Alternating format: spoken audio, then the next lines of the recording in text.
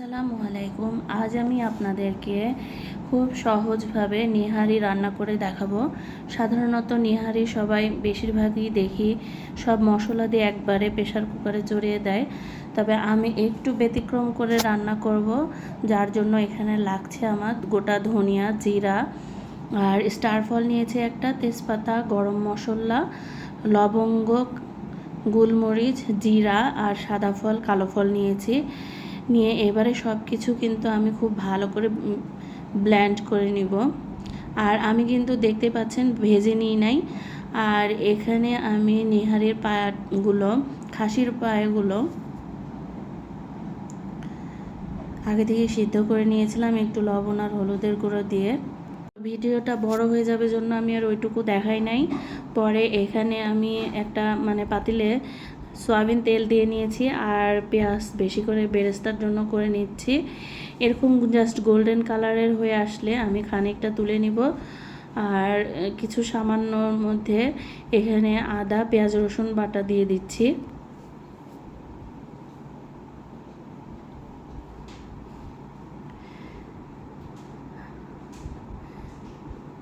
পেঁয়াজ, রসুন আর আদা বাটা দিয়ে একটু নেড়ে চেড়ে এর মধ্যে আমি যে ব্লেন্ড করে রেখেছিলাম যে মশলাগুলো সবগুলো দিয়ে দিব। দিয়ে একটু ভালো করে নেড়ে চেড়ে আমি একটু পানি দিয়ে দিব যাতে পোড়া না লাগে। এই সময় কিন্তু চুলার আঁচটা একটু কমিয়ে রাখতে হবে। মশলা দেওয়ার সময় সাধারণত জোরে জাল দেওয়া থাকলে কিন্তু পুড়ে যাওয়ার সম্ভাবনা থাকে।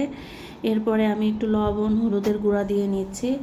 আর নিহারির পাগুলো জাল দেওয়ার সময় আমি কিন্তু অত বেশিটা হলুদ লবণ দিই নাই, যার কারণে এখন আরেকবার দিয়ে নিলাম। আর একটু বেশি করে মরিচের গুঁড়া দিয়েছি, কারণ নিহারি একটু ঝাল ঝাল হলেই ভালো লাগে খেতে। এবারে সব মশলাগুলো খুব ভালো করে কষিয়ে নিতে হবে।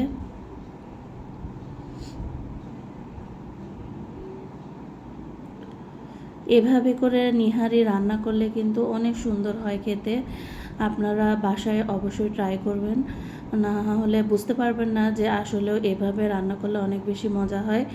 একবারে সব কিছু দিয়ে চড়িয়ে দেওয়ার থেকে এইভাবে কিন্তু অনেক বেশি ভালো হয়। তো আমি এখানে মশলাটা কিন্তু অনেকক্ষণ ধরে কষিয়ে নিয়েছিলাম। এরপরে আমি 1 চামচ পরিমাণে জায়ফল আর জয়ত্রী গুঁড়াটাও দিয়ে নিয়েছি। এটাতে কিন্তু অনেক বেশি সুন্দর একটা ফ্লেভার আসবে। এরপরে আমি পানি সহকারে একদম সব কিছু ঢেলে দিলাম নেহারির। ঢেলে দিয়ে এবারে ঢাকনা দিয়ে আমি বেশ কিছুক্ষণ বলক তুলে নিব। এখানে আর কষানোর তেমন কিছুই নাই, কারণ আমি অনেকক্ষণ ধরে প্রায় 45 মিনিট টাইম লেগে গেছে আমার এটা সিদ্ধ হতে, যার কারণে এখন জাস্ট বলক তুলে নিলেই হয়ে যাবে। এরপরে যখন একটু ঝোলটা কমে আসবে আমি ওই ভেজে রাখা বেরেস্তাগুলো দিয়ে নামিয়ে নিব, নামিয়ে ঢেকে রেখে দেব। তারপরে যখন একটু ঠান্ডা হয়ে যাবে আমি পরিবেশনের জন্য রেডি করে নিচ্ছি।